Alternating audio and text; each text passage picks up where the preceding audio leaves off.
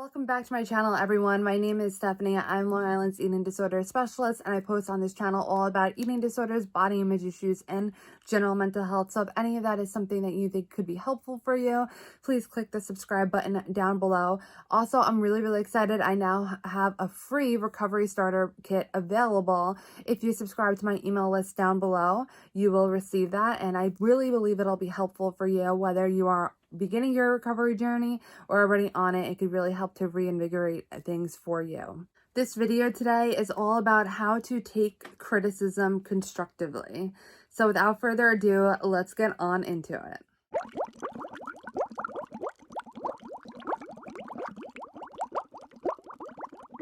So I know that most people hate to hear criticism, and it can really feel like a personal attack. It can really feel very uncomfortable when you're hearing it, like someone's thinking badly about you. It could just really stir up a lot of negative feelings, especially if you're already struggling with mental health. And I know it's really difficult to all of a sudden shift that into taking criticism constructively, but that's what I'm going to help you with in this video. I'm going to go through basically a tree, if you will, of how you can process the criticism and either recognize it as constructive and take action on it, or recognize it as totally just a mean comment and get rid of that. And I'm going to go through that with you together. I hope that you are open to possibly a different perspective on criticism and seeing how it might be a useful tool for you. I would encourage you to take out your journal or just a piece of paper and think about the last time that you received criticism. Or perhaps it is something that it has been currently on your mind and it's just something you feel like you can't shake. And that's going to be something I want you to just hold on to for another moment here. On this paper, in your journal, write down this question. Number 1 is, what is the criticizing statement?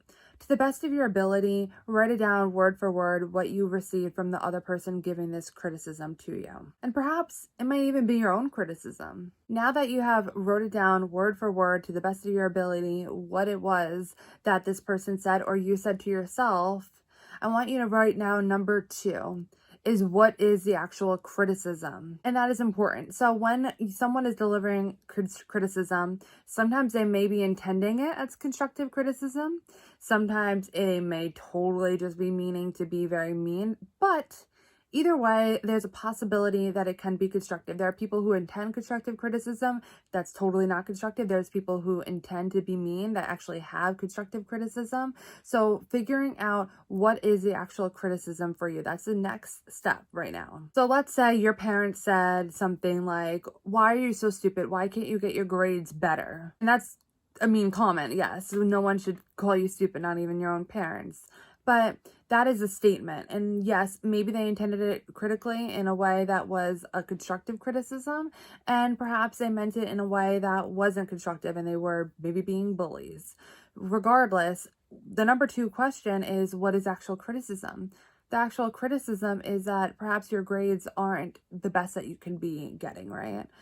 All right, so let's say, take that for an example. Now let's move on to number 3. The number 3 question is, can this criticism be helpful for you? Now we're breaking off.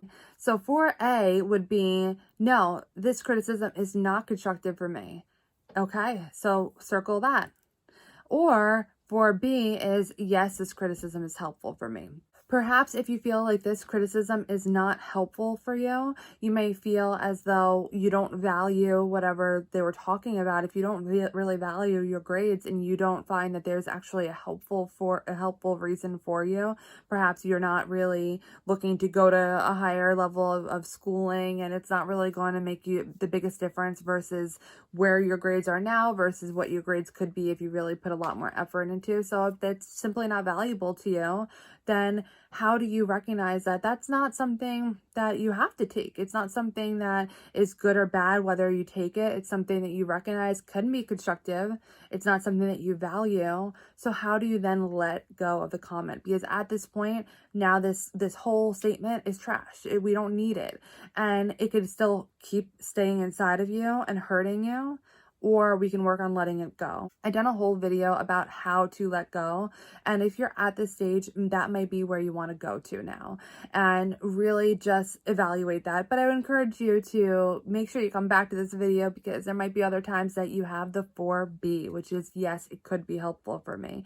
And we want you to learn how to do that as well. If you decided that, yes, this criticism is helpful for you, how do you want to use it? How do you want to take this criticism for you, and how do you put in an action plan? Going back to the example with your grades, yes, you do want to get into a good college, and you know that your grades just are not where they need to be in order to get into this college. So you want to somehow implement a plan to be able to get better grades. And now this is a time for an action plan. What might you need to do to get better grades? And I would encourage you to take some time on this. You want to talk about habits. That is really the way to be building any sort of just action toward a goal. You want to get better grades, but what are the habits that are going to get you there? Is it making sure that you study, at least 10 minutes every single day? Is it making sure that you study for a couple hours a week prior to a big test? What is going to be helpful for you?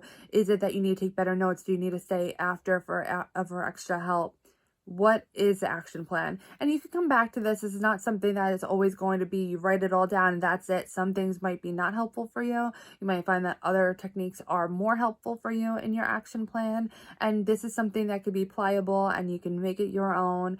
But I would encourage you to figure out just a little bit of a skeletal structure of what your action plan could be in order to take this criticism and use it to your advantage and to improve yourself or your grades, for this matter, that facet of you. My fifth and final step in this process is, regardless if the criticism was constructive, regardless if it was something that was mean, whatever the statement is, at this point, it's completely irrelevant. So what you've done is you decided if it was something helpful for you, you've taken that and said no. If it wasn't, it's out, it's out. There's no reason to keep harping on it. If you decided that it was, you have an action plan in place and that's your new focus. So at this stage, you have absolutely no need to hold on to that comment anymore. And I would encourage everyone, if you haven't already, to go check out my process on how to let things go, because that is the next step if you are having a bit of a struggle with holding on to this statement. At this point, if you have worked through this reflection tree, there's absolutely no reason for you to be hanging on to this statement. It's not helpful and it's irrelevant now. I hope that you found this video helpful. If you did, please give it a thumbs up. Let me know in the comments down below what you derived from this exercise. Did you find that this criticism was constructive and helpful and valuable to you? Or did you find that it was just totally not something that you can use or that you care to use? You can click my face over here to subscribe to my channel, and I wish you the ability to accept constructive criticism on your journey to finding your state of balance. I will see you in my next video.